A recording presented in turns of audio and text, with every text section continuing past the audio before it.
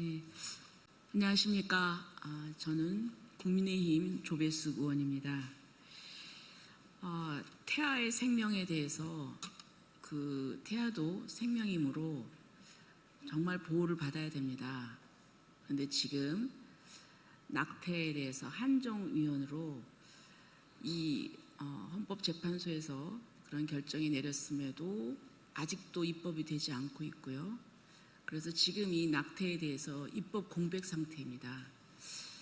그런데 이것을 바로잡아야 될 정부가 지난 8월 13일 날 이재명 정부 국정운영 5개년 계획 중에 낙태 약물 도입이라는 것을 발표를 했습니다. 결국은 낙태를 합법화하겠다는 것입니다. 그리고 또 지금 현재 시중에 그 낙태 약물은 약으로서도 안전성이나 이런 것들이 검증되지 않아서 지금 불법으로 취급되고 있는 상황입니다. 그런데 버젓이 이렇게 낙태 약물을 도입한다는 것은 그 태아의 생명을 존중하지 않고 태아의 생명을 없애도 좋다는 그런 반인권적인 사고에서 출발한 거라고 생각합니다. 여기에 대해서 의료계와 종교계, 시민단체가 강력하게 반발하고 있습니다.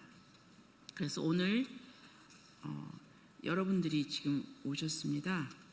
그래서 오늘 이 부분에 대한 반대 기자회견을 하려고 하고 성명서를 낭독하고 발언을 하도록 하겠습니다. 오늘 이 소통관 행사에 사회를 보실 우리 한동대학교 재양규 교수님 오셨습니다. 네, 제가 소개를 해드리겠습니다. 그리고 또 이 낙태 부분에 대해서 가장 활발하게 활동하시는 행동하는 프로라이프의 이봉화 상임 대표님 오셨습니다. 그리고 또 간사이신 호민지 간사님 손 들어주세요. 네, 저기 계시고, 그리고 또 이화여대 건진의학과의 장지영 교수님, 그리고 또 고려대학교 산부인과 홍순철 교수님, 그리고 또 러브라이프 거리생명운동의 이예진 간사님, 그리고 또 아름다운 피켓의 서윤화 대표님, 그리고 전국 입양가족연대 오창화 대표님, 그리고 카일 생명존중의 오연희 대표님 오셨습니다. 그러면 지금부터는 재양규 교수님께서 진행해 주시겠습니다. 예, 안녕하십니까. 태아 여성보호 국민연합 한동대학교 재양규 교수입니다. 방금 우리 위원님께서 말씀하신 것처럼 2019년 4월에 헌법재판소가 낙태에 관한 법률에서 헌법 불이치 판결을 하면서 태아의 생명보호와 여성의 자기결정권을 최적화할 수 있는 법률을 개정해 줄 것을 요구했습니다. 그럼에도 불구하고 올해 7월에 남인순, 이수진 두 의원께서 만삭 낙태도 가능하고 약물 낙태도 가능하고 모든 낙태에 대해서 건강보험으로 지원하는 그런 법안들을 발의했습니다. 동물보호법에 의하면은 자기가 키우는 반려견이라 하더라도 이렇게 방치해서 죽이게 되면은 2년 이하의 징역을 받게 되어 있습니다. 그럼에도 불구하고 우리 태아의 생명은 반려견보다 취급을 못 받게 되어 있습니다. 그리고 8월 13일 날 국정기획위원회에서 약물 낙태를 하겠다, 공식화 이렇게 추진을 하겠다 이렇게 말을 했고요. 일단 약물 낙태가 시작되면은 걷잡을 수 없는 미끄러운 경사면이라고 생각을 합니다. 태아의 생명 보호는 물론 여성의 건강에도 걷잡을 수 없는 매우 심각한 문제가 발생할 수 있다 이렇게 생각을 합니다. 오늘 기자회견에서는 두 분의 전문가를 모시고 오늘 말씀을 나눠주실 텐데요. 고려대학교 의과대학 산부인과 교수님이시고 또 고위험 산모 신생아 통합치료위원장이신 홍순철 우리 교수님과 성산생명윤리연구소 사무총장이시며 생명운동 실천 프로그램 운영위원장이신 이화여대 의과대학 서울병원 장지영 교수님께서 약물 낙태의 심각한 문제점에 대해서 말씀해 주시겠습니다.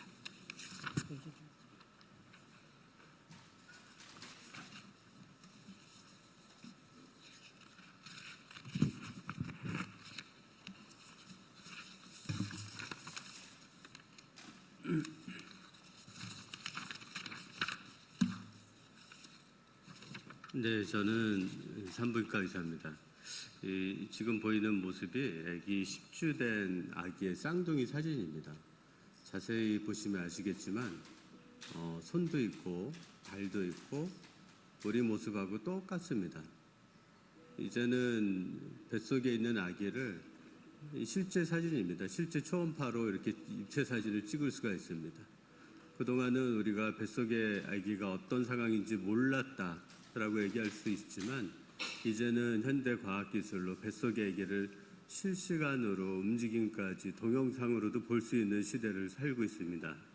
10주만 된 아기도 우리랑 다르지 않은 똑같은 존재입니다.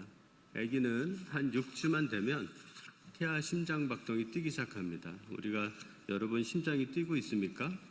여러분이 살아있다는 증거입니다. 뱃속의 아기가 심장이 뛰고 있다면 우리랑 똑같이 살아있다는 증거입니다. 뱃속의 아기는 사람입니다. 태아는 사람이고 우리는 이러한 태아를 보호해야 될 의무가 있습니다. 아기를 약물로 죽이는 것은 살인입니다. 낙태약물 도입은 국가가 공식적으로 살인을 허용한다는 의미입니다. 약물 낙태의 도입을 막아야 합니다. 두 번째로 약물 낙태는 여성 건강을 위협합니다. 약물 낙태를 통해서 여성은 출혈이나 감염, 폐혈증, 사망에 이를 수 있습니다. 약물 낙태는 안전하지 않습니다. 여성에게 신체적으로, 심리적으로 커다란 충격을 줄 수 있는 약물입니다. 국가의 역할은 여성 건강을 지키고 국민의 생명을 지키는 것입니다. 약물 낙태의 도입은 많은 여성을 죽음의 길로 몰아넣는 것입니다. 세 번째로 낙태는 태아 살인입니다. 낙태 약물은 이번에 정부가 도입하고자 하는 낙태 약물은 단순한 피임약이 아닙니다. 한 생명을 종결하는 약물입니다. 마약보다도 더 위험한 약물입니다. 국가가 이러한 약물 도입을 신중한 검토하는 것은 태아 살인 약물을 국민에게 나누어주는 것입니다. 우리 사회의 미래 구성원인 태아를 국가가 나서서 죽이는 일은 없어야 합니다. 네 번째로 태아와의 생명과 여성의 생명은 서로 연결되어 있습니다. 아기가 살아야 여성도 살 수 있습니다. 많은 사람들은 태아가 죽어야 여성이 자유로울 수 있다는 주장하시는 분들이 있습니다. 실제로는 그렇지가 않습니다. 우리의 생명이 소중한 것처럼 태아의 생명이 소중하고 지금 비록 힘든 상황이일지라도 뱃속에 태아가 살 수 있어야 그 여성도 함께 살 수 있습니다. 여성의 건강도 지킬 수 있습니다. 힘든 상황에서 아기에게 모든 짐을 지우고 사망을 강요하는 문화는 사라져야 되고 또한 그 여성에게도 신체적, 심리적으로 돌이킬 수 없는 상처를 남기는 그런 과정은 사라져야 됩니다. 태아를 지키는 것이 여성 건강을 지키는 길입니다. 국가는 여성 건강을 지키는 길에 나서야 합니다. 다섯 번째로 낙태약은 위험합니다. 일부 회사가 국내에 도입하려고 하는 낙태약물에는 성분에 미소프로스톨이라는 성분이 있습니다. 이 약물은 우리나라 식약처에서도 임산부에게 사용이 엄격하게 금지되어 있는 약물입니다. 자궁 파열의 우려가 높은 약물입니다. 임산부의 목숨을 위협할 수 있는 약물 도입을 막아야 됩니다. 생명을 경시하는 낙태약물의 도입을 반대합니다. 낙태약물 도입은 태아살인입니다. 여성 건강을 위협합니다. 정부에 요청합니다. 낙태약물 도입 계획을 철회하고 여성과 태아의 건강을 지키는 길에 앞장서 주십시오. 국민 여러분께 부탁합니다. 태아의 생명이 보호받아야 대한민국이 살 수 있습니다. 낙태약물 도입을 막아주십시오. 태아 생명을 지키는 길에 모든 개인과 가족, 온 사회가 나서주시길 간곡히 부탁드립니다. 감사합니다.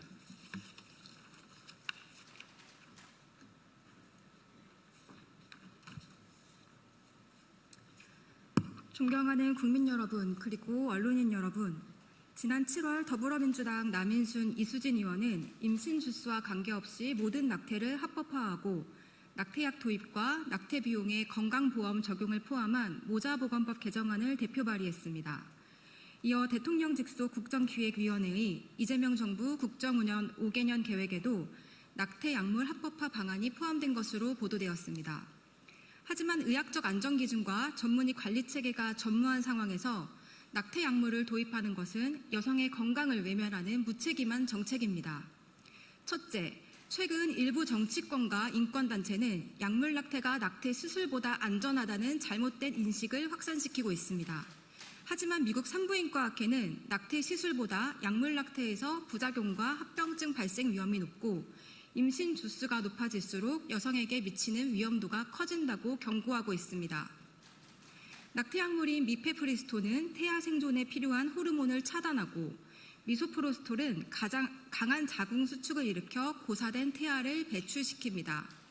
이 과정에서 평균 9에서 16일 동안 출혈이 지속되는데 약 8%에서는 30일 이상 출혈이 지속되고 1%에서는 과다출혈로 입원이나 수혈이 필요할 수 있습니다.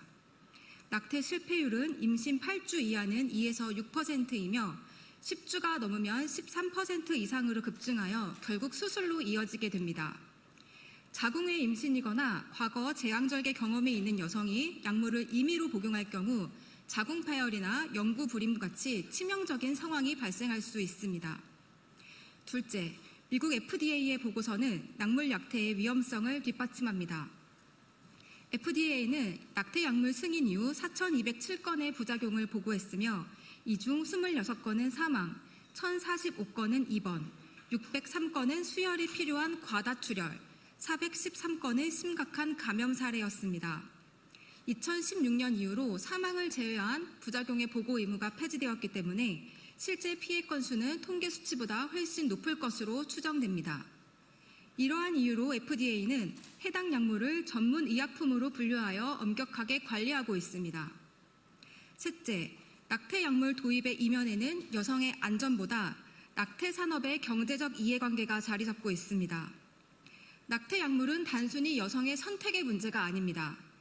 미국 CDC에 따르면 약물 낙태는 2008년부터 2017년 사이 73%가 급증했는데 이는 낙태 비용 절감과 규제 회피를 위해 자가 복용 낙태를 전략적으로 확산시킨 결과입니다. 낙태 약물을 복용한 여성은 시술을 받은 여성보다 출혈, 불안전 낙태 등과 같은 합병증의 발생 위험이 월등히 높지만 약물 낙태로 인한 신체적, 정신적 위험은 오롯이 여성 개인에게 전가됩니다. 넷째, 해외 사례에 따르면 낙태 약물은 폭력의 도구가 될 수 있습니다. 가정폭력, 성매매 등의 범죄 상황에서 가해자가 임신 사실을 은폐하거나 강제 낙태를 목적으로 여성 몰래 낙태 약물을 복용시키는 사례들이 보고되고 있습니다. 약물 낙태는 여성의 권리를 보호하는 수단이 아니라 여성의 취약성을 악용하여 또 다른 폭력과 학대의 수단이 될 수 있습니다. 다섯째, 낙태 약물의 건강보험 적용은 의료윤리와 국가 재정을 훼손시킵니다. 국민건강보험법은 국민의 생명과 건강을 보호하고 증진하기 위해 질병, 부상, 출산, 사망 등에 대한 예방과 치료를 급여의 대상으로 한정하고 있습니다. 이런 건강보험 재정을 생명을 중단시키는 행위에 투입하는 것은 도덕적, 제도적 모순이며 의약품 판매를 수익 창출의 수단으로 악용할 위험이 있습니다. 간편하고 안전한 대안이라는 홍보와는 달리 낙태 약물은 안전하지 않습니다. 국회와 정부는 정치적, 산업적 이해관계가 아닌 여성의 건강과 생명 보호라는 본질적인 가치를 최우선에 두어야 합니다. 위기에 처한 여성들이 진정으로 필요로 하는 것은 편의적인 해결책이 아니라 생명을 지키면서도 존엄을 보호받을 수 있는 실질적인 지원입니다. 국회와 정부는 상업주의와 편의주의에 편승한 비윤리적인 법안과 정책을 즉각 철회해 주시기 바랍니다.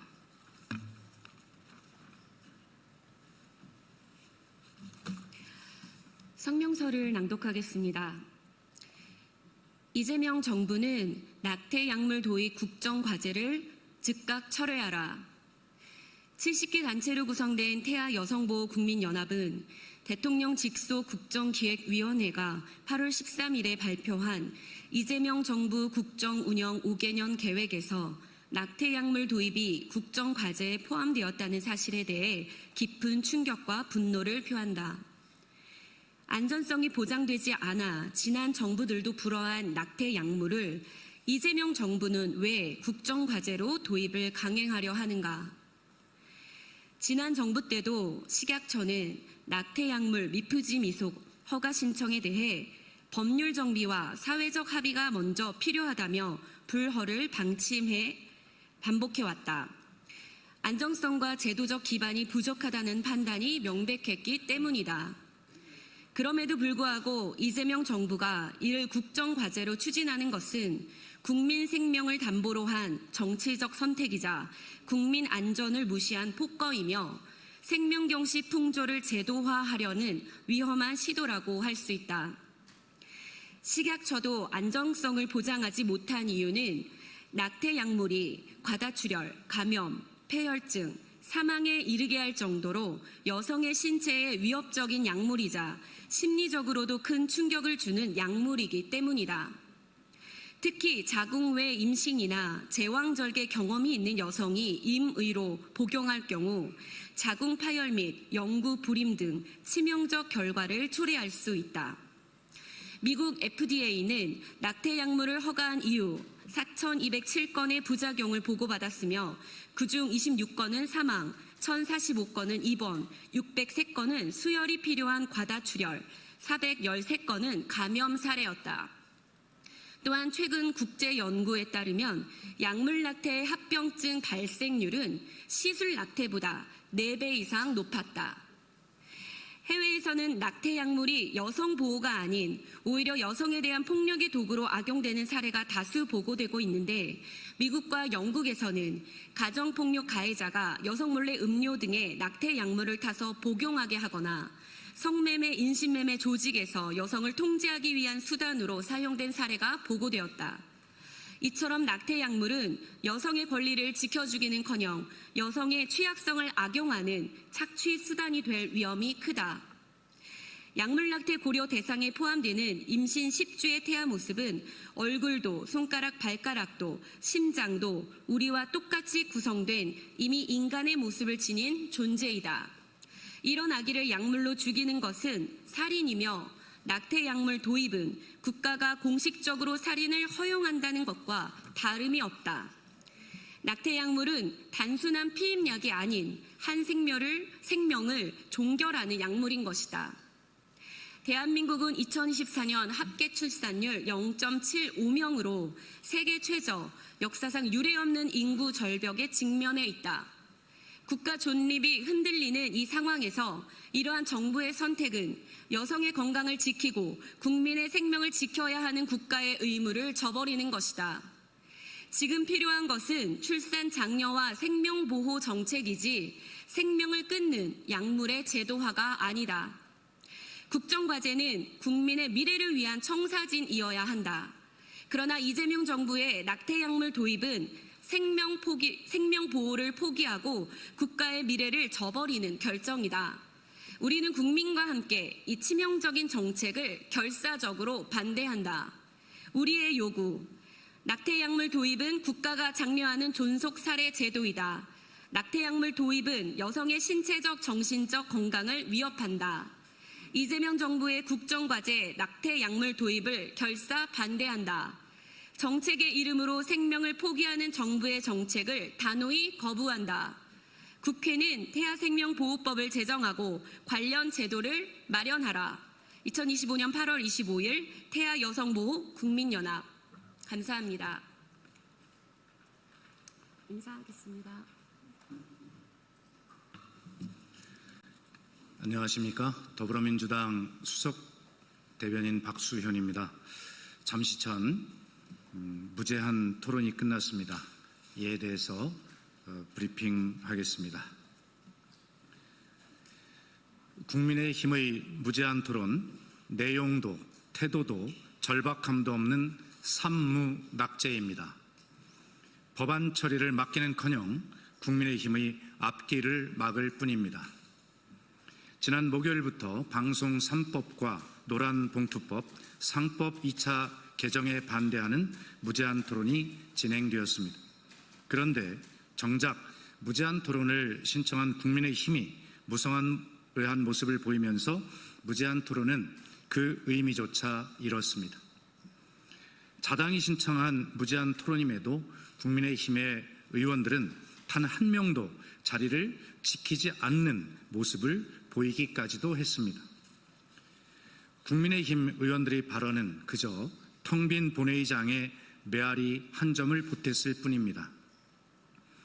준비한 원고 낭독이 끝나면 준비한 원고의 처음으로 다시 돌아가 앵무새처럼 똑같이 읽는 모습을 보이기도 했습니다.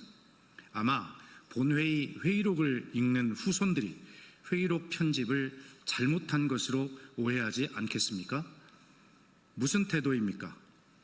반대한다면서 준비한 논거는 없습니까? 그저 시간 보내기에 불과한 것입니까?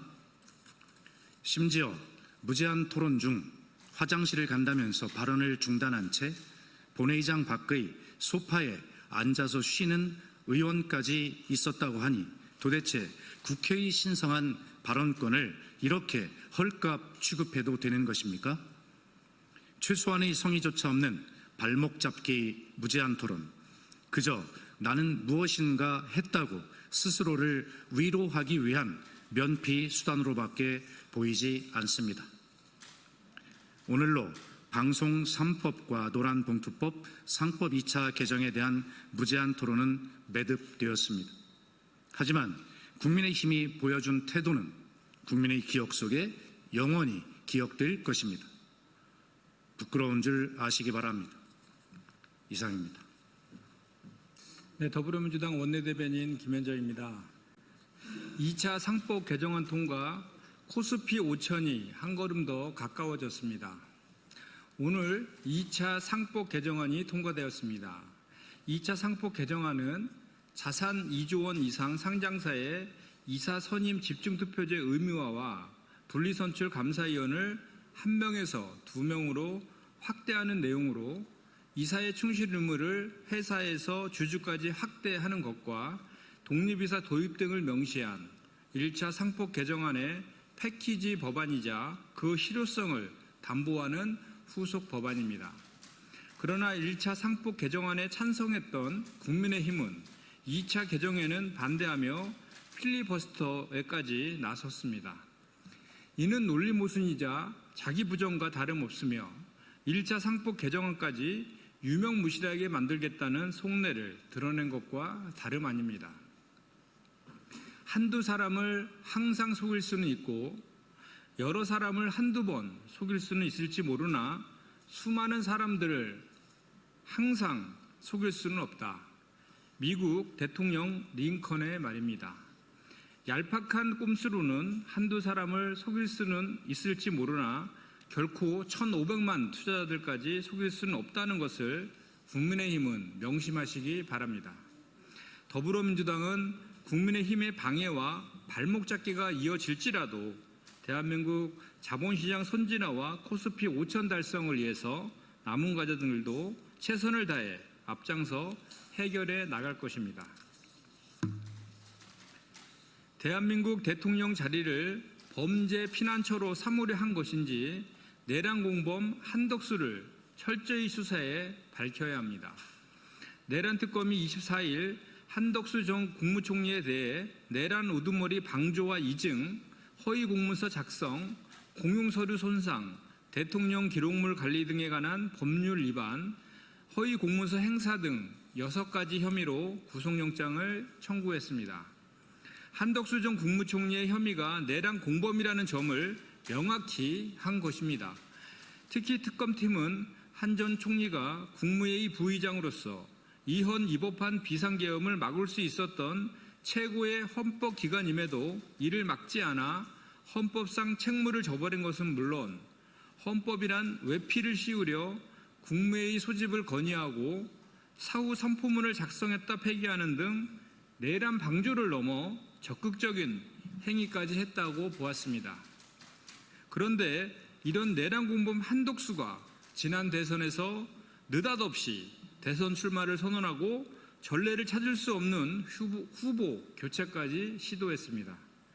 비록 미수에 그쳤으나 막무가내식 후보 교체의 이유는 이제 명확해지고 있습니다. 나라와 국민을 위해서가 아닌 오직 내란범 한덕수의 죄를 피하고자 대한민국 대통령의 자리를 피난처로 삼고자 한 것입니다. 특히 지난 20일 16시간에 걸친 특검 조사 뒤 쏟아진 무수한 질문 세례 속에서도 묵묵부답이었던 한 총리를 뒤돌아보게 한 질문은 대선 출마하려고 하신 게 혹시 특검 조사를 피하려고 하신 겁니까? 라는 말이었습니다. 도둑이 재발절인 꼴을 스스로 내보인 것입니다. 국정안정의 책무를 저버리고 혼란과 불안을 일으킨 내란범 혐의자가 대통령 후보로 나서려 했다니 그 뻔뻔함과 무도함에 기가 막힐 뿐입니다. 섬겨야 할 국민을 배신하고 국가를 혼란에 빠뜨린 한덕수에게 반드시 엄정한 법의 심판이 내려져야 할 것입니다. 이상입니다. 네, 반갑습니다. 인사드리겠습니다. 저희는 전국택배노동조합 경기지부 CJ 남양주지에 소속되어 있는 진접대리점 조합원들의 피해 상황과 관련해서 여러 기자님들께 호소드리고자 오늘 기자회견을 준비를 했습니다. 오늘 기자회견은 순서는 기자회견을 오늘 준비해 주신 윤정호 의원님 발언, 그리고 고강진 택배노조 경기지부 지부장님의 발언과 진접대리점에서 20년간 근무해왔던 우리 남상수 조합원의 발언으로 기자회견은 좀 진행하도록 하겠습니다. 네, 그러면 순서대로 기자회견 진행하도록 하겠습니다.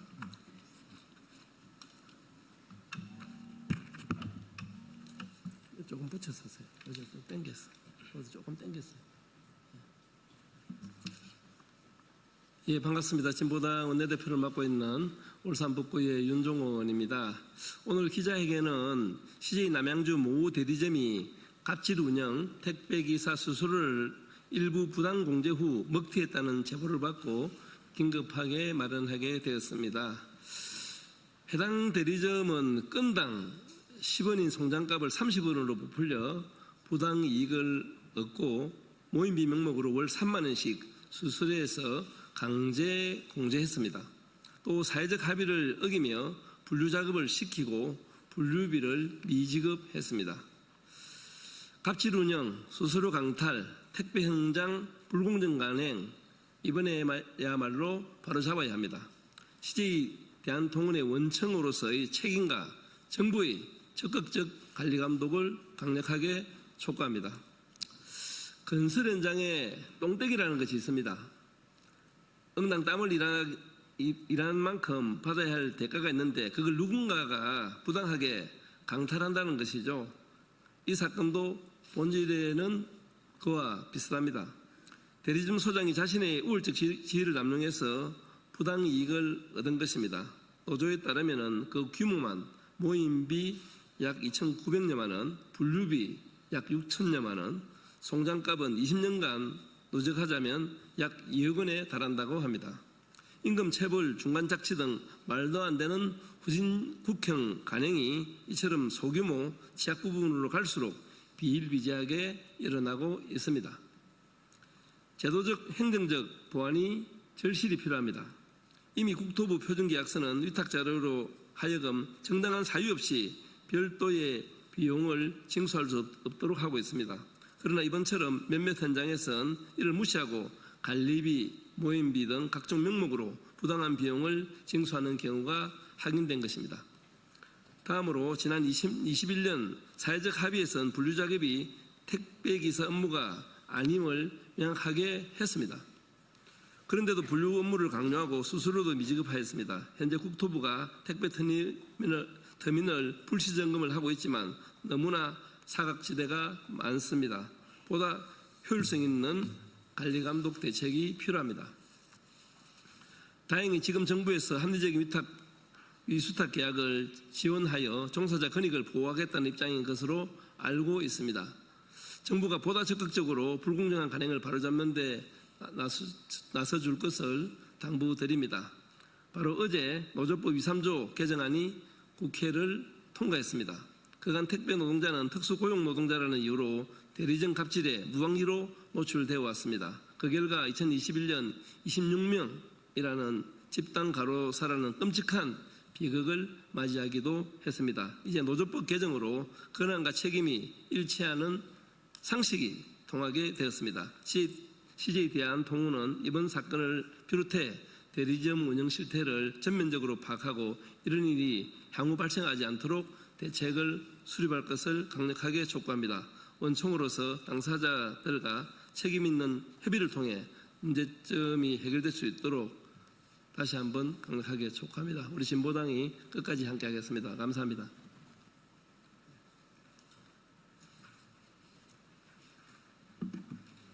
네, 안녕하십니까. 전국 택배노동조합 경기지부장 고광진입니다. 어제 역사적으로 노조법 2, 3조가 개정된 것을 환영합니다. 노동 현장의 원하청 구조에서 실질적 지배력을 행사하고 있는 원청과 교섭하지 못해서 받고 있는 지금 진접대리점과 같은 불이 후진적인 구조적인 이런 문제는 앞으로 없어지고 상식적이고 정당한 노동 환경으로 개선되기를 기원합니다. 오늘 기자회견에서 밝히는 CJ 남양주 서브의 이제 진접 대리점은 어제 통과된 노조법 2조가 절실한 사업장입니다. CJ 대한통운으로부터 위탁을 받은 중간 사용자인 진접 대리점 소장이 지난 수십 년간 수억 원을 횡령했다는 의혹에 대해서 CJ 원청도 이 문제를 같이 확인한 바 있습니다. 그러나 이제 노동조합이 이 문제를 제기하고 회사가 감사를 하자 대리점을 폐점하고 지금 먹튀를 하고 있는데 손을 쓸 수가 없는 상황입니다. 이 과정에서 CJ 대한통운은 아무런 책임을 질 수 없습니다. 지금의 법 구조가 그렇습니다. 그래서 정당하게 지급되어야 할 수수료가 불법적으로 공제되었음에도 불구하고 CJ 대한통운이 법적으로 개입할 수 있는 여지가 없었던 것입니다. 따라서 이제 노조법 2조가 개정됨에 따라 실질적 지배력을 행사하는 CJ 대한통운에 그 책임이 생겼습니다. 단 이제 노조법 2조의 효력이 6개월의 유예 기간이 있기 때문에 당장 효력을 발휘하지 않는 것 또한 사실입니다. 진접 대리점 소장은 당장 다음 주 8월 31일이면 대리점을 폐점하게 됩니다. 저희는 6개월 유예 기간이지만 이 법이 실질적 효과를 입증할 수 있는 기회로 CJ 대한통운이 책임 있게 나서줄 것을 촉구합니다. 선진적인 노사문화, 원하청 구조에서 불합리를 바로잡을 수 있는 시정 능력을 보여주시기를 촉구합니다. 지난달 7월 전국택배노동조합과 CJ 대한통운 대리점 연합회에는 단체 협약을 체결함에 따라 파업이 아닌 대화로 교섭으로 노사 문제를 풀기로 약속했습니다. 이에 원청인 CJ 대한통운이 중간 사연자인 대리점 소장의 비위 행위를 바로잡아줄 것을 촉구하며 이 문제를 해결함으로써 노조법 2조 개정이 우리 노동 현장의 절실한 문제임을 증명할 수 있기를 기대합니다. 예, 감사합니다.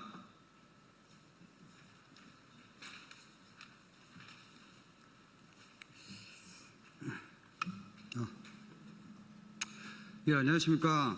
CJ 대한통운 남양주 진접 대리점 수령과 가족처럼 함께했던 전국 택배 노동조합 남상수 조합원입니다. 존경하는 국민 여러분, 오늘 우리는 이 자리에 서서 진접 대리점 김 소장이 수년간 자행해온 부당 행위를 국민 앞에 낱낱이 고발하고자 합니다. 그의 행위는 단순한 개인의 일탈이 아닙니다. 오랜 시간 구조적으로 이어져 온 착취이며 사회적 합의를 무시하고 노동자의 권리를 짓밟아온 심각한 범죄입니다. 먼저 송장비 폭리 문제입니다.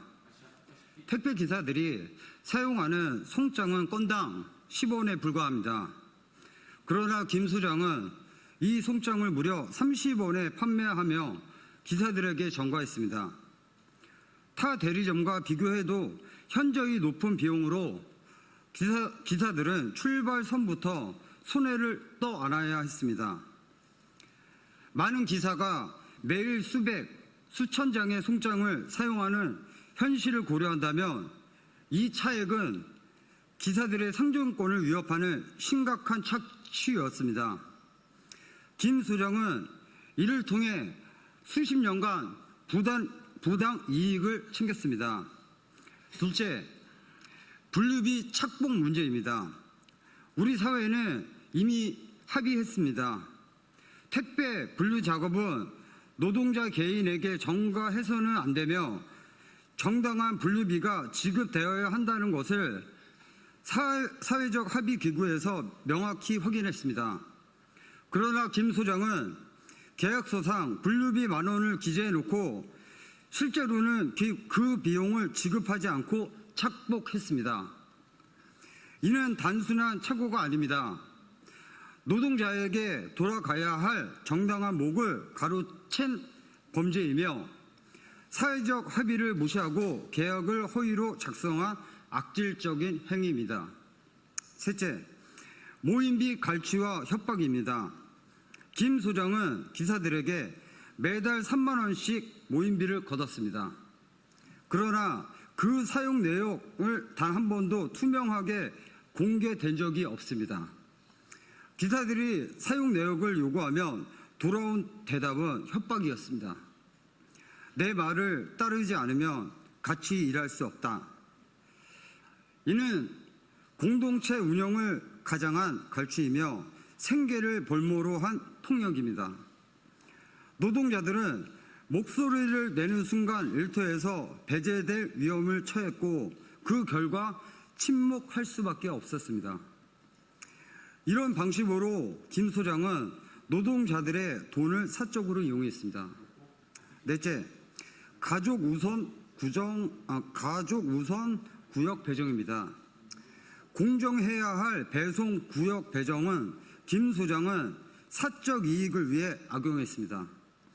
본인의 가족에게 수익이 좋은 지역을 우선 배정하고 다른 기사들에게는 상대적으로 힘들고 수익이 적은 지역을 떠맡겼습니다. 이는 명백한 특혜이며 불공정입니다. 공정한 경쟁과 배분을 기반으로 운영되어야 할 배송구역 배정이 사적 권력의 도구로 전락한 것입니다. 이러한 불공정한 현장의 사기를 꺾고 노동자들은 갈라치기하며 생존권을 더욱 위협했습니다. 송장비 폭리, 분류비 착복, 모임비 갈취, 가족 우선 구역 배정, 이 네 가지는 단순히 작은 부정의 개인의 일탈이 아닙니다. 노동자의 피와 땀을 착취하며 사적 이익을 챙긴 구조적 범죄입니다. 더 심각한 것은 이런 행위가 오랜 시간 방치되었다는 점을 우리 사회 제도와 그리고 관련 기관의 관리 감독이 제 역할을 하지 못했기 때문에 가능했던 것입니다. 우리는 더 이상 침묵하지 않을 것입니다. 우리는 국민과 함께 동지들과 함께 정의로운 사회를 만들기 위해 끝까지 싸울 것입니다. 오늘 다시 한번 다짐합니다. 우리는 노동자의 권리를 지키기 위해 착취 없는 사회를 만들기 위해 멈추지 않고 투쟁해 나아갈 것입니다. 감사합니다.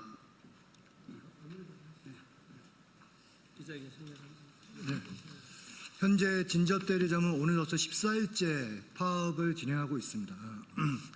앞서 말한 것처럼 이미 현재 진저대리점 소장은 8월 31일까지 대리점 책임 운영 기간이며 CJ 대한통운은 새로운 소장과의 계약을 9월 1일부터 새로운 소장과의 계약을 앞두고 있습니다.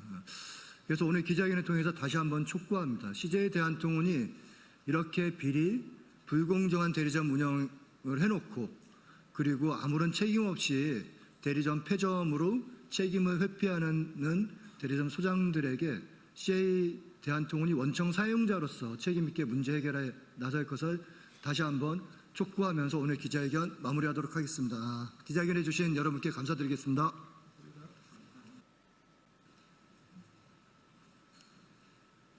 네, 진보당 브리핑 시작하겠습니다. 부대변인 이미선입니다. 40년 전 허위 자백 강요에 눈까지 잃은 국가폭력 피해자, 정부는 외면 말고 배상해야 합니다. 1981년 경찰의 불법 구금과 끔찍한 고문 끝에 허위 자백을 강요당하고 한쪽 눈까지 잃은 이상출 씨는 40여 년이 지난 지금까지도 국가폭력의 굴레에서 벗어나지 못하고 있습니다. 그런데도 정부는 법리 해석을 앞세워 책임을 회피하고 있습니다. 무고한 시민의 삶을 송두리째 파괴해놓고 사과조차 하지 않는 국가는 더 이상 정의로운 국가라 할 수 없습니다. 국민의 신뢰를 뿌리채 흔드는 행위입니다. 진실 화해를 위한 과거사 정리위원회가 이 사건을 중대한 인권 침해로 결론 내렸음에도 정부는 소멸시효를 이유로 배상을 거부하고 있습니다. 피해자에게 또 한 번 상처를 안기는 2차 가해이며 반성과 사과 없이 고통을 반복하는 반인권적 태도입니다. 법무부는 형제복지원, 성감학원 사건에서는 상소를 취하하며 책임을 일부 인정한 바 있습니다. 그러나 이상출 씨 사건에서는 무죄 추정 원칙조차 외면한 국가범죄의 공소시효를 들며 모르쇠로 일관하고 있습니다. 선택적 사과, 선택적 정의라는 비판을 피할 수 없습니다. 국가는 자신이 저지른 폭력의 진실을 직시하고 피해자에게 실질적인 사과와 배상을 해야 할 의무가 있습니다. 너 같은 놈은 눈을 뽑아야 한다며 자행한 고문, 유죄를 덮어씌운 검경의 직무유기, 진범이 검거된 뒤에도 외면당한 피해자의 삶은 모두 공권력에 의한 조직적 폭력이었습니다. 정부는 더 이상 법조항 뒤에 숨지 말고 이상출 씨에게 즉각 사과하고 정당한 배상을 해야 합니다. 눈과 인생을 빼앗기고 40여 년을 억울함 속에 살아온 피해자에게 필요한 것은 차가운 법 해석이 아니라 따뜻한 정의입니다. 이상 브리핑 마치겠습니다. 고맙습니다. 국민의힘 수석대변인 박성원입니다. 두 건의 논평을 진행하겠습니다. 첫 번째는 특검 연장 법안에 대한 논평입니다. 국민의힘은 정치적 목적의 특검 연장에 결코 동의할 수 없습니다. 민주당이 이른바 3대 특검의 수사 범위와 인력을 확대하고 활동기간도 연장하는 특검법 개정안 처리를 강행하려 하고 있습니다. 현행법상 내란과 김건희 특검은 기본 90일에 이후 30일씩 두 차례 연장하면 최대 150일 수사가 가능합니다. 순직해병 특검은 기본 60일에 30일씩 두 차례 연장하면 최대 120일까지 수사할 수 있도록 되어 있습니다. 특검은 한시적 제도로 활동 기한을 명시한 것도 정치적 혼란을 최소화하기 위한 장치입니다. 그러나 민주당은 이를 무시한 채 활동 기간을 입맛대로 늘리고 수사 범위를 끝없이 확장하려 시도하고 있습니다. 김건희 여사 관련 새로운 의혹 등을 명분으로 내세우지만 실제 목적은 내년 지방선거까지 정치 공세를 이어가려는 의도임을 국민 모두가 알고 있습니다. 국민의힘 의원을 압수수색하고 윤 전 대통령 부부에 대한 자극적인 내용의 브리핑이 실시간 중계되는 등 정치적 효과를 누리려는 목적이 다분합니다. 국민의힘 당사 압수수색만 보더라도 전당대회 기간 중에 당원들의 계좌 정보까지 나와 있는 500만 당원 명부 전체를 달라는 것은 심각한 개인정보 유출이자 당원 사찰이며 헌법상 과잉수사 금지 원칙과 비례 원칙을 명백히 위반한 것입니다. 또한 국민의힘 당원 전체를 잠재적 범죄자 취급하는 것으로 독재국가에서나 볼 법한 정당 민주주의 말살 시도입니다. 결국 특검 연장은 조국 윤미향 사면에 따른 민심의 역풍, 방송 3법, 노랑봉투법 강행 처리, 더 센 상법까지 밀어붙이며 악화된 여론을 덮기 위한 이재명 정부와 민주당의 국면 전환 꼼수에 불과합니다. 민주당의 무리한 특검 연장은 국민 분열을 키우고 사법 체계를 무너뜨리며 국가 행정력까지 마비시킬 따름입니다. 이미 검찰 내부에서도 특검 규모를 키우면 일반 형사 사건은 마비될 수 있다는 우려가 제기되고 있습니다. 국민을 편가르고 사법 체계를 흔드는 정치 보복은 오래가지 못합니다. 국민의힘을 내년 지방선거까지 내란당으로 몰고 가려는 민주당의 프레임 정치는 결국 역풍으로 되돌아올 것입니다. 국민들은 민주당이 통과시키고 민주당에 의해 임명된 정치 특검의 막무가내식 폭주와 이재명 정권의 야당 말살, 일당 독재 시도를 똑똑히 지켜보고 있습니다. 국민의힘은 내년 지방선거와 정권의 국면 전환용 정치 특검 연장에 결코 동의할 수 없으며 좌시하지도 않을 것입니다. 아울러 국회의 합의제 원칙을 무시한 입법 폭주와 국민 분열을 조장하는 정치 보복 시도를 막기 위해 가능한 모든 수단을 동원해 단호히 맞서 싸우겠습니다.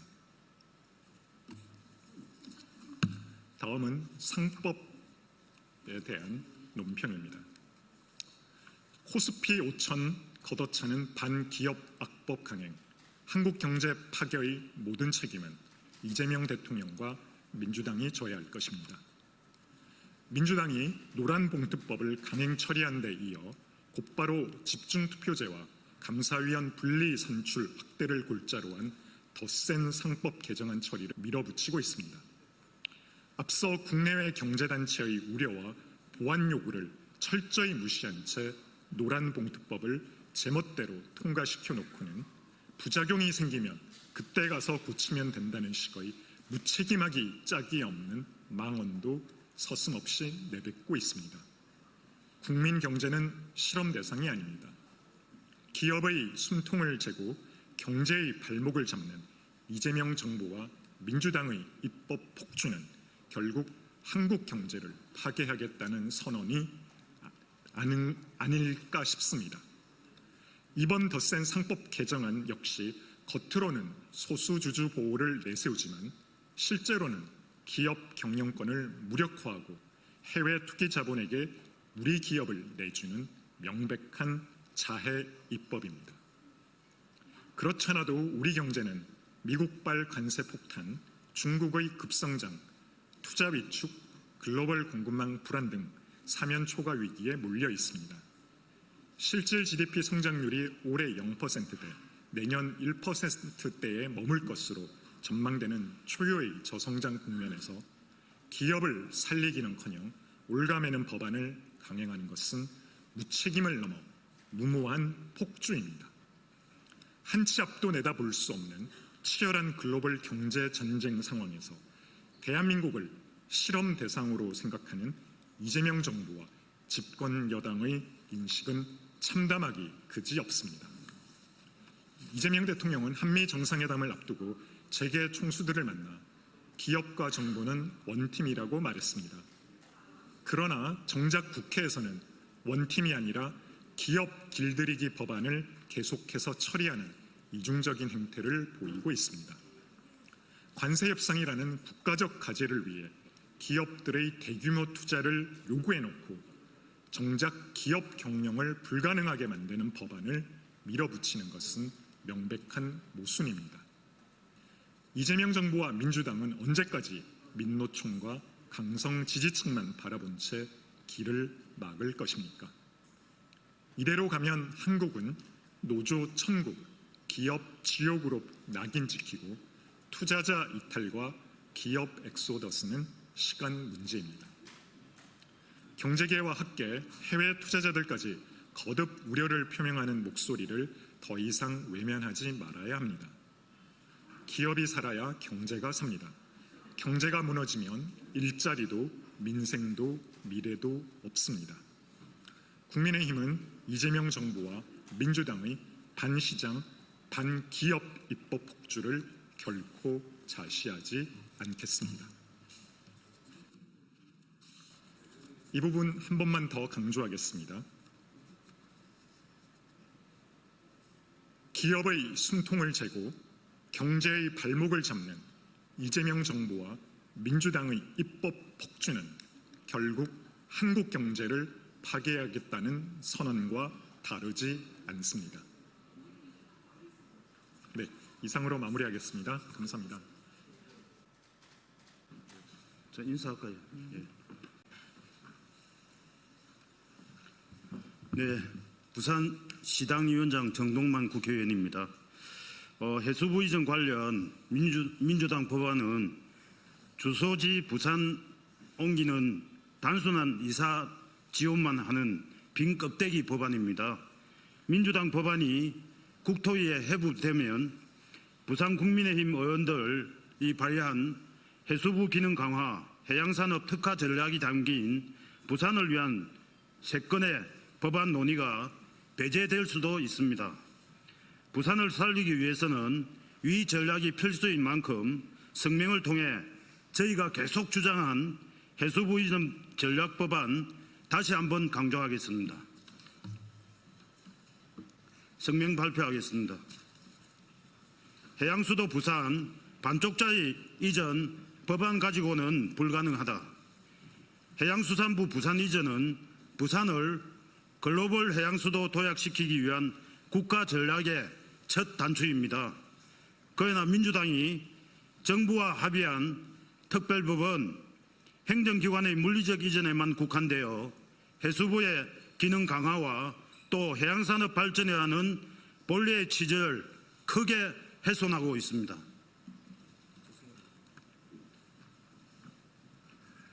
민주당이 단순한 이전 지원에만 초점을 맞춘 특별법을 내놓으면서 해당 법안이 국토교통위원회로 회부될 가능성이 높아졌고 그 결과 박규택 의원이 대표 발의하고 국민의힘 부산 의원 전원이 공동 발의한 해양수산부 등의 부산 이전 및 해양산업 경쟁력 강화를 위한 특별법안마저 국토부로 함께 회부될 위기에 놓였습니다. 이는 곧 해수부 기능 강화와 해양산업 특화 발전 논의가 사실상 배제될 수 있다는 것을 의미하고 부산 시민이 염원해온 해양산업 경쟁력 강화 논의는 뒷전으로 밀릴 우려가 커진 것입니다. 우리가 줄곧 강조해온 것은 분명합니다. 단순히 청사만 옮겨서는 아무런 효과가 없습니다. 해양 관련 업무를 해양수산부를 중심으로 재편하고 수산 분야를 강화할 수 있는 2차관 신설 등 해양수산부의 기능과 위상을 높이는 한편 해양산업을 부산에 직접 고도화해 글로벌 해양수도로 도약시켜야 합니다. 이것이야말로 부산을 살리고 대한민국 미래를 열어가는 길입니다.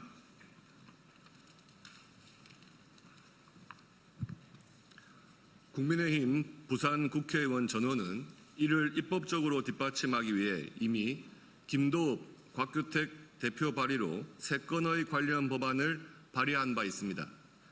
그러나 민주당은 현행 제도 안에서도 충분히 가능한 이전 지원 근거를 다시 법제화하면서 정작 필요한 제도적 장치와 산업 비전은 빠져있는 반쪽짜리 법안을 해양수도 특별법이라는 이름으로 내놓았습니다.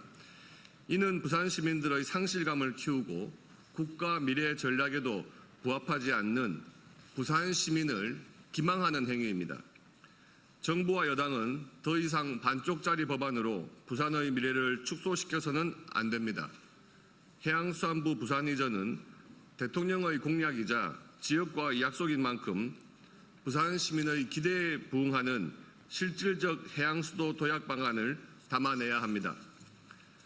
국민의힘 부산지역 국회의원 일동은 부산과 대한민국의 미래를 지켜내기 위해 필요한 법이 제정될 수 있도록 끝까지 최선을 다할 것입니다.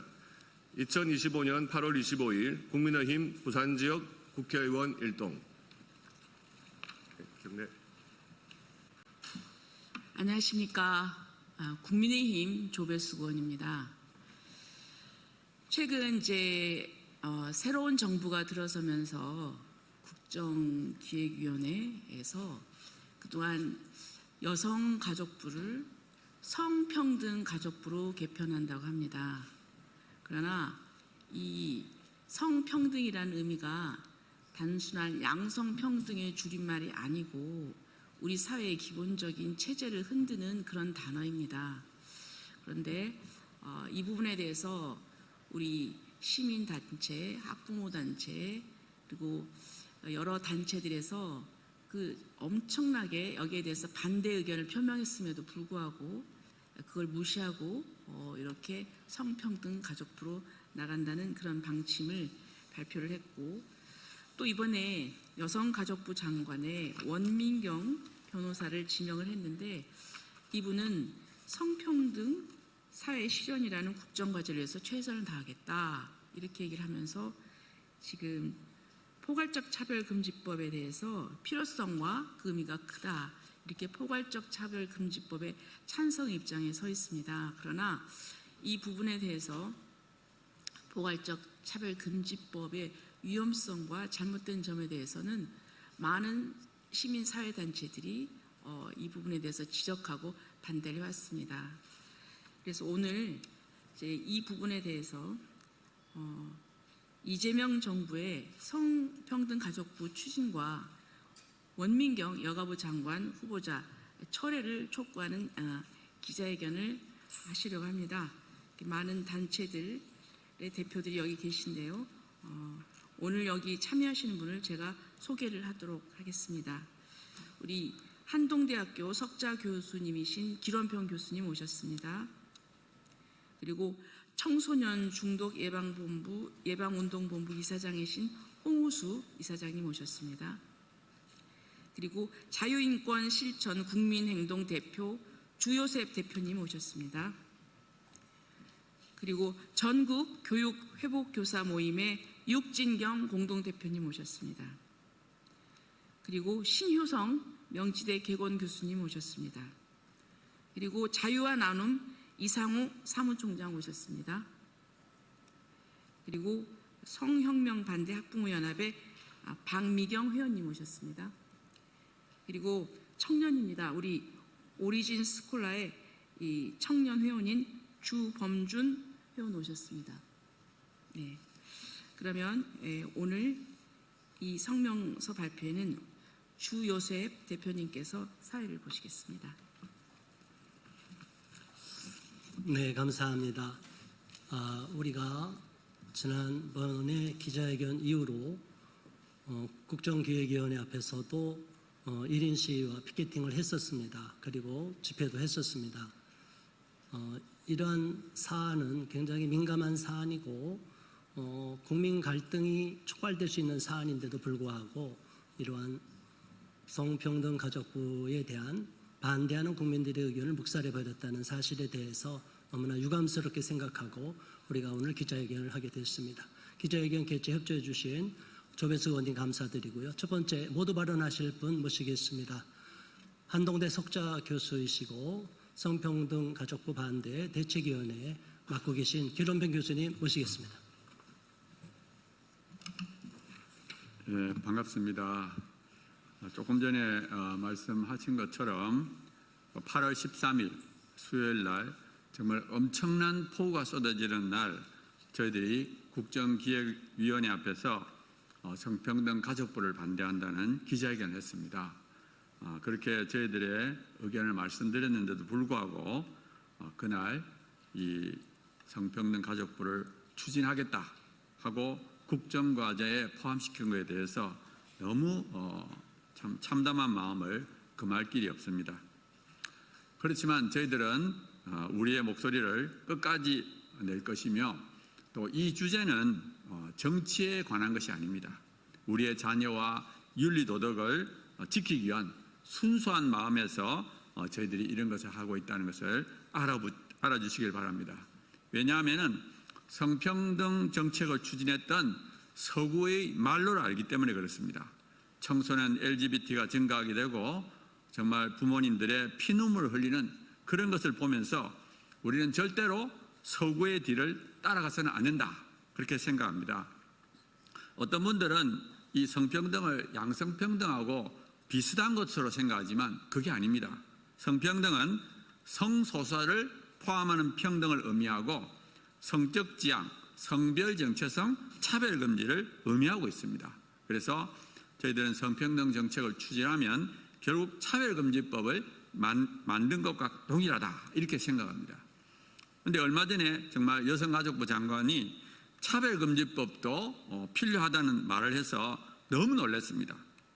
저희들이 앞으로 계속해서 여러 가지 방법을 사용해서 우리가 대형 집회도 해서 분명한 목소리를 앞으로 낼 것이고요. 2017년도 문재인 대통령 때를 기억해 주시면 좋겠습니다. 2017년도에도 헌법 안에 있는 양성의 평등을 성평등으로 바꾸고 또 여성가족부는 양성평등 기본계획 안에 있는 양성평등을 성평등으로 바꾸려고 해서 그때 수많은 사람들이 반대를 했습니다. 결과적으로 헌법도 무산이 되고 그 여성가족부에 추진하던 것도 진행되지 않았습니다. 정말 이재명 정부는 동일한 어리석은 일을 반복하지 말기를 요청합니다. 저희들은 성평등 가족부 차별금지법을 끝까지 강력하게 막을 것을 선언합니다. 감사합니다. 네, 감사합니다. 이어서 제가 추가 발언을 하겠습니다. 현재 이재명 정부가 출범한 지 얼마 되지도 않아서 지지율이 폭락하고 있습니다. 여기에는 국민들과의 소통을 무시하고 부적격자들을 대량으로 국무위원으로 위촉하고 지명했기 때문입니다. 자, 그 중에서 가장 첨예하고 더 극렬한 반대를 저항을 불러올 수 있는 성평등 가족부, 여성가족부를 해체하라는 국민 여론도 많은 상황에서 여성가족부가 헌법에 기초한 양성평등을 뭉개버리고 성평등이라는 것을 전면에 내세운다는 것은 대한민국에서 있을 수 없는 거고 헌법에 반하는 것이고 많은 국민들이 저항할 수밖에 없는 겁니다. 앞서 기론평 교수님 말씀하셨지만 이 차별금지법을 제정하겠다든가 헌법 개정에 이 성평등이라는 용어가 들어갈 경우에는 호남에서도 많은 기독교인들이 좌시하지 않고 있고 극렬히 반대했던 과거의 전례가 있습니다. 그렇기 때문에 우리는 대한민국에서 가장 지금 심각한 사안인 저출산 위기, 지금 노동력이 부족해서 해외 노동력을 막 유입하려고 하고 국민연금, 우리 다음의 세대들이 떠나야 될 연금이 점점 늘어나서 앞으로 대한민국을 떠나야 되겠다는 청년들이 늘어나고 있는 시점에서 남녀 갈등을 촉발시키고 남성을 적으로 여기는 이러한 패미들이 장악을 하고 있는 성평등 가족부를 추진한다는 것은 이재명 정부의 부메랑이 될 것이고 결코 국민들이 동의하지 않을 것이고 국민적 저항에 부딪힐 것입니다. 이 점을 유념해서 성평등 가족부 절대 용인해서는 안 되고 원민경 후보자가 더 한 발 더 나가서 차별금지법을 제정하겠다고 하면 바로 저희는 강력투쟁에 돌입할 것을 천명하는 바입니다. 이상으로 발언 마치고 사회 이어가겠습니다. 다음 발언 모시겠습니다. 전국교육회복교사 모임 공동대표이신 육진경 대표님 모시겠습니다. 성평등 가족 청년부로 확대 개편 반대합니다. 원민경 지명자께서 발언하신 내용을 제가 뉴스에서 보고 하나하나 반박하려고 준비하였습니다. 성평등 가족 청년부로 확대 개편하는 것은 여성을 보호하지도 못하며 건강한 가족을 지키지도 못하고 청소년을 건강하게 자라게 하지도 못합니다. 첫째, 양성평등이 아닌 성평등은 여성인권 증진이 아니라 생물학적인 여성인권을 위협합니다. 자신이 여성이라고 주장하는 남성과 여성에게 주어지는 안전한 시설을 공유해야 하기 때문입니다. 여성 목욕탕, 남성과 공유해야 합니다. 여성 탈의실, 남성과 공유해야 합니다. 여성 경기, 남성과 같이 뛰어야 합니다. 이런 여성의 시설을 남녀 혼용으로 만들어 버리는 것이 성평등 정책입니다. 둘째, 성폭력 피해자는 젠더폭력 피해자로 바뀌어서 진정한 성폭력 피해를 예방하기보다는 젠더를 인정하지 않는 양심적인 국민 대다수가 젠더 성폭력 가해자로 범죄자가 되게 됩니다. 즉 소수에 의한 다수의 폭력이 발생하게 됩니다. 셋째, 청소년 인권의 존중이 아니라 아동학대, 청소년기 말살이 일어나게 됩니다. 건강한 청소년기 교육은 신체적, 인지적, 정서적, 사회적 발달의 특징을 이해하고 건강하게 자라도록 자기 정체성을 긍정, 안정화시켜 주어야 합니다. 보고 싶지 않은 성전환 영상을 강제로 주입하는 성전환 교육, 이런 것들이 국가 주도의 불안정화 교육이 될 것입니다. 아동 성학대가 국가 주도로 일반화하게 될 것입니다. 넷째, 성평등으로의 개편은 청소년의 건강한 성장이 아니라 성전환 긍정교육으로 성호르몬 주입과 성기절단, 가슴 제거 수술 등 돌이킬 수 없는 건강의 훼손으로 순간의 감정적 결정으로 한 세대가 그 생애가 망가지는 국가적 재난을 초래하게 될 것입니다. 다섯째, 성평등 가족은 다양한 가족이라는 허울 좋은 이름 아래 위기에 처한 가족을 구하는 것이 아니라 가족 해체로 부모로 이루어진 아이들을 위한 안정적인 울타리가 제거되어 가족 제도가 해체될 것입니다. 가정은 사회의 기초이며 국가의 미래이자 또 현재이기도 합니다. 첫째, 기회와 권리가 보장된다고 선전하는 성평등 사회는 극소수의 성소수자들에게만 특혜가 주어지고 대다수 국민들에게는 오히려 불평등을 조장하여 불이익을 받게 되는 동성애 독재로 나아가게 될 것입니다. 성평등 교육은 2022 교육과정에서 성평등 요소를 배제하였습니다. 그래서 현재 시행되고 있는 교육은 양성평등 교육입니다.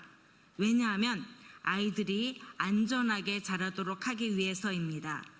이 성평등 정책은 많은 국민들을 남녀 갈등 조장시키고 젠더 이념으로 사회 변혁을 하려는 도구에 불과합니다. 아이들을 불행하게 하고 국가의 존립을 위태롭게 만드는 성평등 가족부로 개편하는 것을 강력히 반대합니다. 국가는 도덕적이어야 하고 합법적이어야 하고 보편적인 것을 지지하고 지향해야 합니다. 특히 사회의 기초가 되는 가족제도, 부모로 이루어진 가족제도를 장려하고 지향해야 할 의무가 있는 것입니다. 감사합니다. 네, 감사합니다. 학부모 겸 또 교사의 입장에서 정말 대한민국의 미래를 걱정하는 발언 감사합니다.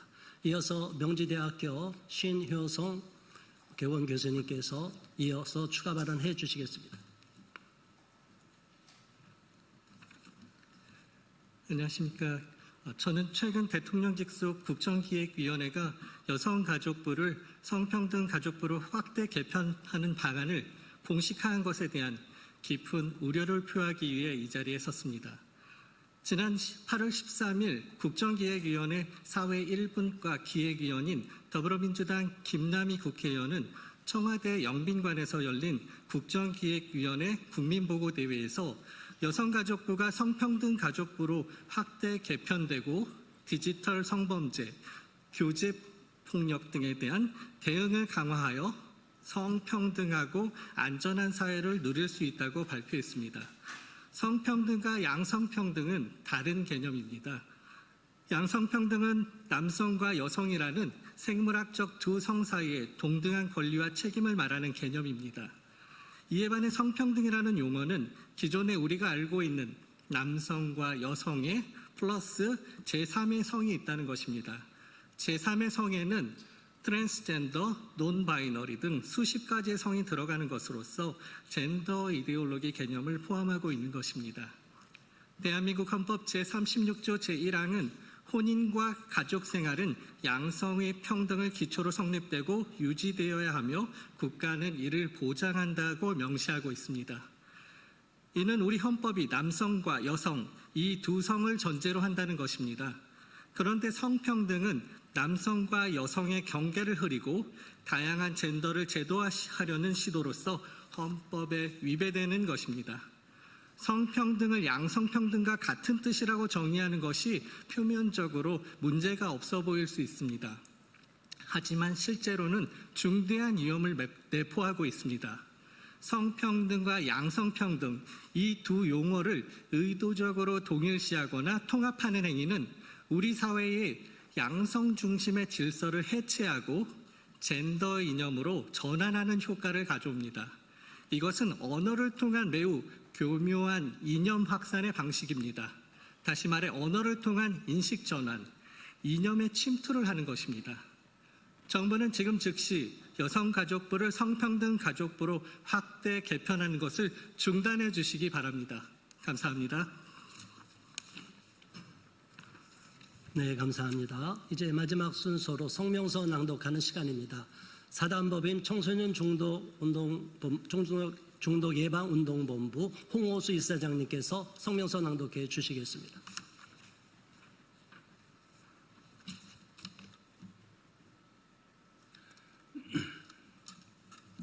성명서.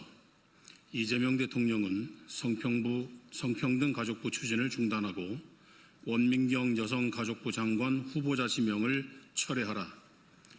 지난 8월 13일 대통령 직속 국정기획위원회는 국민보고대회를 통해 여성가족부를 성평등 가족부로 확대 개편하는 방안을 공식화했다. 당일 하늘이 찢어진 것처럼 쏟아지던 폭우를 맞으며 700여 시민단체를 대표하는 사람들이 국정위원회 사무실 앞에서 열린 기자회견을 통해 성평등 가족부만은 절대 안 된다는 국민들의 목소리를 전달했지만 끝내 이재명 정부의 국정기획위원회는 이러한 국민들의 간절한 염원을 무참히 묵살하였다. 그동안 여성, 법조, 학부모, 청년, 교사 등 각계각층의 인사들이 성평등 가족부의 설치의 위헌성과 문제점에 대해 전문적이면서도 풍부한 근거와 사례, 입법 내 판례를 제시하였고 관련 자료를 국정기획위원회에 모두 제출하였지만 그들은 눈과 귀를 닫아버렸다. 대통령 직속 국정기획위원회가 마땅히 가져야 할 국민과의 소통 능력의 부재를 여실히 보여준다. 여기에다가 여성가족부 장관 후보자로 지명된 원민경 변호사는 한술 더 떠서 성평등 사회 실현이라는 국정과제를 위해 최선을 다하겠다고 발언하였고 나아가 포괄적 차별금지법 제정에 대해 필요성과 의미가 매우 크다는 망언을 서슴지 않았다. 이러한 태도에서 차별금지법 제정을 반대하는 국민을 전혀 의식하지 않는 오만한 모습을 엿볼 수 있다. 이재명 대통령이 대선 전에 차별금지법 제정에 유보적인 태도를 보였던 것이 진심이었다면 지금이 행동으로 자신의 진심을 증명해야 할 때이다. 첫째로 여성가족부의 성평등 가족부로의 확대 개편 추진을 중단하고 국무회의에서 이러한 안건을 올리지 말아야 한다. 둘째로 차별금지법 제정에 찬성 의사를 공표한 원민경 여가부 후보자에 대한 지명을 즉시 철회해야 한다. 이 두 가지를 이행한다면 이재명 대통령이 후보 시절에 한 발언에 대한 진정성을 보여준다고 볼 수 있다. 그러나 만약 둘 중에 한 가지라도 이행을 하지 않는다면 이재명 정부는 결국 차별금지법을 강행 추진할 가능성을 가지고 있다고 보지 않을 수 없다. 이재명 정부는 아직 취임 초기이기에 국민의 소리를 겸허히 듣고 소통하는 모습을 보여주는 것이 매우 필요한 시기이다. 국민의 소리를 무시하고 특정 집단의 소리만을 옹호하고 무리한 정책을 밀어붙일 때 국민이 등을 돌리게 될 것이며 그러한 정부는 오래가지 못하고 단명할 수밖에 없다. 성평등 가족부와 차별금지법 추진은 국민이 우려하는 핵심 정책이기에 추진을 강행한다면 우리 사회는 엄청난 소용돌이 속으로 들어가서 많은 국민이 고통 겪는 삶을 살게 될 것이다. 그러기에 이재명 정부는 성평등 가족부와 차별금지법 추진을 절대로 하지 말기를 다시 한번 강력히 촉구한다. 국민은 여성가족부가 여성을 역차별하고 동성애 성전환을 옹호 조장하는 성평등 가족부로 변경되는 것을 결코 좌시하지 않을 것이다. 또한 아동 청소년을 병들게 하고 기본권을 침해하는 악법 중에 악법인 차별금지법 제정에 동의한 원민경 여가부 후보자에 대한 지명을 이재명 대통령은 즉시 처리할 것을 요구한다. 이재명 정부는 국민의 소리를 겸허히 듣고 성평등 가족부 변경 추진을 즉각 중단하고 원민경 여가부 후보자에 대한 지명을 즉각 처리할 것을 강력히 촉구한다. 2025년 8월 25일 성평등가족부 반대 대책위원회 일동 및 700여 단체 일동. 네, 감사합니다. 자, 우리가 마지막으로 마무리하기 전에 꼭 드리고 싶은 말씀은 우리가 이것이 일회성으로 끝날 수 없는 상황이고 또 과거의 정부에서도 우리는 끝까지 투쟁해 왔고 이 문제만큼은 한국교회가 용납할 수가 없는 상황입니다. 또 많은 국민들도 여기에 우리와 함께 목소리를 내고 있는 상황입니다. 우리는 조만간에 대규모 집회를 할 것이고 끝까지 이 문제에는 좌시하지 않을 것이고 이것이 계속 이슈가 될 경우에는 이재명 대통령에게도 큰 부담이 될 것을 분명히 이 자리에서 선포하는 바입니다. 경청해 주신 기자 여러분께 감사드리고 공정하고 객관적으로 기사를 작성해 주시기를 부탁드리겠습니다. 감사합니다. 예, 시작하겠습니다. 진보당 수석 대변인 홍성규입니다. 두 가지 말씀드리겠습니다. 첫 번째입니다. 경제 내란법이라니요. 내란 본단 국민의힘의 송원석, 어디 그 뻔뻔스런 입으로 다시 내란을 입에 담습니까? 우리 국민들의 지엄한 명령에 따라 국회에서 처리한 법안들, 노란봉투법과 상법 개정안에 대하여 송원석 국민의힘 비상대책위원장 겸 원내대표가 경제 내란법이라며 길길이 펄펄 뛰고 있습니다. 무엇보다 윤석열 일당의 내란 획책이 채 1년은커녕 불과 반년을 갓 지났을 뿐입니다. 국회와 우리 국민들의 심장을 정조준하여 총뿌리를 겨눴던 그 끔찍하고 참담한 순간들이 아직 우리 국민들의 기억에 선명합니다. 그런데 경제 내란법이라니요. 그것도 스스로 내란을 자행했던 내란 본당의 입에서 지금껏 진심 어린 사과와 반성 한마디는커녕 이른바 반탄파 당대표 선출에 골몰하고 있는 국민의힘 수장의 입에서 버젓이 내란 운운이라니 그 파렴치함과 무도함에 치가 떨릴 지경입니다. 합심하여 내란 극복에 온 힘을 다하고 있는 우리 국민들에 대한 노골적인 조롱이자 능멸입니다. 채 아물지도 않은 생채기에 굵은 소금을 쑤셔넣는 작태와 도대체 무엇이 다릅니까?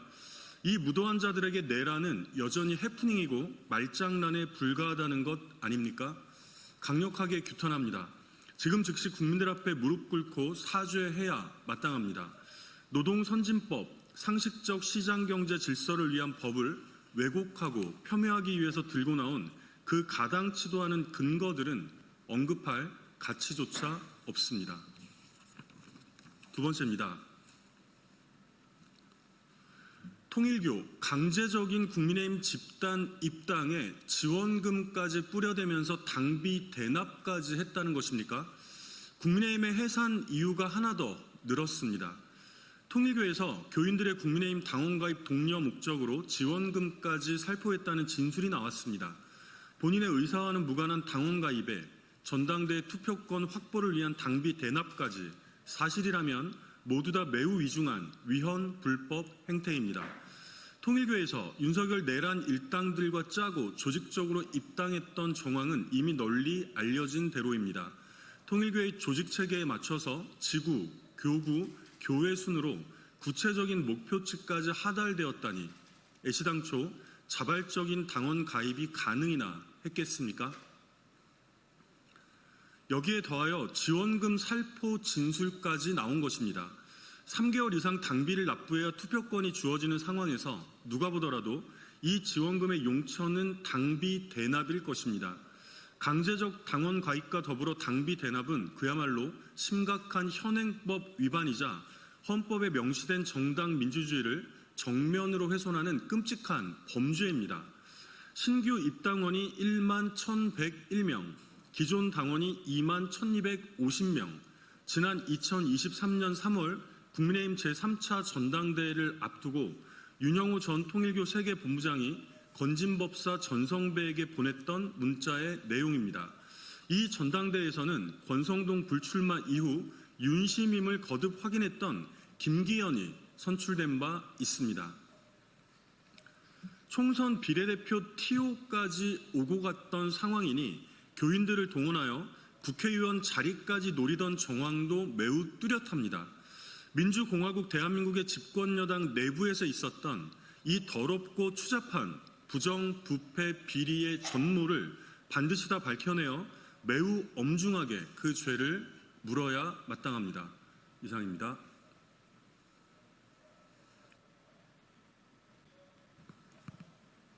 안녕하십니까.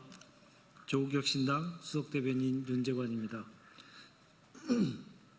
오늘은 민주주의의 적 박성재 심우정 압수수색 신속한 구사로 이어져야 한다라는 제목으로 논평하겠습니다. 내란 특검이 오늘 심우정 전 검찰총장과 박성재 전 법무부 장관의 집무실과 자택을 압수수색했습니다. 법무부와 대검찰청도 포함되었습니다. 이로써 이상민 구속, 한덕수 구속영장 청구에 이어 이제 박성재와 심우정도 구속으로 가는 길이 열렸습니다. 영구 집권을 획책한 윤석열 내란 우두머리의 빌부터 영구 검찰공화국 건설에 몰두했던 이들이 마침내 사법의 심판대에 올랐습니다. 사실 법무부와 검찰이 국민 위에 군림한다는 비판은 늘 있어 왔지만 윤석열 정권에서 그 위세는 극에 달했습니다. 일제가 조선 총독부를 중심으로 대한국민 말살을 획책했듯 윤석열의 법무부와 대검찰청은 검찰 독재를 실질적으로 집행하는 본산이었습니다. 그렇기에 이번 압수수색은 단순한 수사 절차 이상의 의미를 가집니다. 국민이 민주주의 최대 적을 겨냥해 직접 망치를 내려친 듯한 통쾌함이 있는 것입니다. 오랫동안 쌓여온 체증이 내려가는 듯한 순간이라는 말은 과장이 아닐 것입니다. 한국 민주주의의 역사는 괴물 권력을 길러낸 뒤에야 그것을 겨우 몰아내는 과정을 반복해 왔습니다. 20세기에는 하나회와 군부 독재가 그랬습니다. 그 숙청 이후 정치 군인들은 설 자리를 잃었습니다. 21세기에는 법으로 장난치는 법조인들이 그 자리를 차지했습니다. 권력을 휘둘렀던 그들의 오만이 오늘 압수수색으로 처참히 무너진 것입니다. 그러나 여기서 멈춰서는 안 됩니다. 특검은 박성재 심우정 구속을 신속히 이뤄내야 합니다. 더 나아가 A4 용지 접기놀이로 계엄 문건을 검토했던 최상목, 그리고 안가회동 4인방 김지연 전 민정수석과 이완규 전 법제처장 등에 대한 수사에도 속도를 내야 합니다. 괴물은 저절로 만들어지지 않습니다. 권력자 혼자 힘으로는 불가능합니다. 그 옆에서 충성을 맹세한 이들, 괴물의 손과 발이 된 이들이 있었기에 가능했습니다. 오늘의 압수수색은 바로 그 공범들에 대한 법적 심판입니다. 그 괴물을 키운 뿌리까지 뽑아내야 함을 특검은 명심해 주기 바랍니다. 2025년 8월 25일 조국혁신당 수석대변인 윤재관. 고맙습니다. 더불어민주당 수석대변인 박수현입니다. 오늘은 두 번이나 와서 언브리핑을 하게 됐습니다. 지금 오후 브리핑은 오늘로서 개혁 5법이 다 통과되었는데 그 개혁 5법에 대한 통과에 대한 의미를 담는 브리핑이 되겠습니다. 시작하겠습니다. 개혁 5법 통과, 민주주의와 민생을 위한 국민명령의 결실입니다.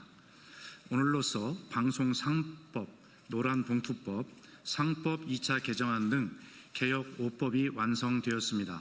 이는 국민이 요구한 개혁과 민생의 명령이 비로소 제도화된 역사적 성과입니다. 방송 3법은 권력으로부터 독립한 언론, 국민의 알 권리를 국민에게 돌려드렸습니다. 노란봉투법은 부당한 손배 가압류의 굴레를 끊고 노동이 생존과 존엄을 지켜낼 수 있는 최소한의 방파제를 세웠습니다. 상법 개정안은 기업 지배구조의 투명성을 높여 자본시장을 선진화하고 경제 정의를 실현하는 길을 열었습니다. 언론의 자유, 노동의 존엄, 경제의 공정이라는 민주주의 세 축이 국민 손에 되돌아온 것입니다. 국민의힘은 무제한 토론이라는 껍데기로 발목 잡기를 시도했지만 내용도 태도도 절박함도 없는 산무 낙제 토론으로 국민의 분노만 샀을 뿐입니다. 개혁 입법을 끝까지 가로막으려 한 국민의힘은 스스로 민생을 버린 반개혁, 반민생 세력임을 입증했습니다. 역사의 퇴행을 자초한 정당의 모습은 국민의 준엄한 심판을 피할 수 없습니다. 개혁 5법 통과는 민주주의를 회복하고 민생을 지켜내는 새로운 대한민국의 출발점입니다. 언론이 권력의 눈치를 보지 않고 진실을 말하는 나라, 노동자가 부당한 손배 위협 없이 당당한 권리를 누리는 나라, 시장이 공정의 원칙 위에 서는 나라, 그것이 바로 국민이 꿈꾸고 명령한 대한민국입니다. 이번 개혁 입법은 그 토대를 다진 것입니다.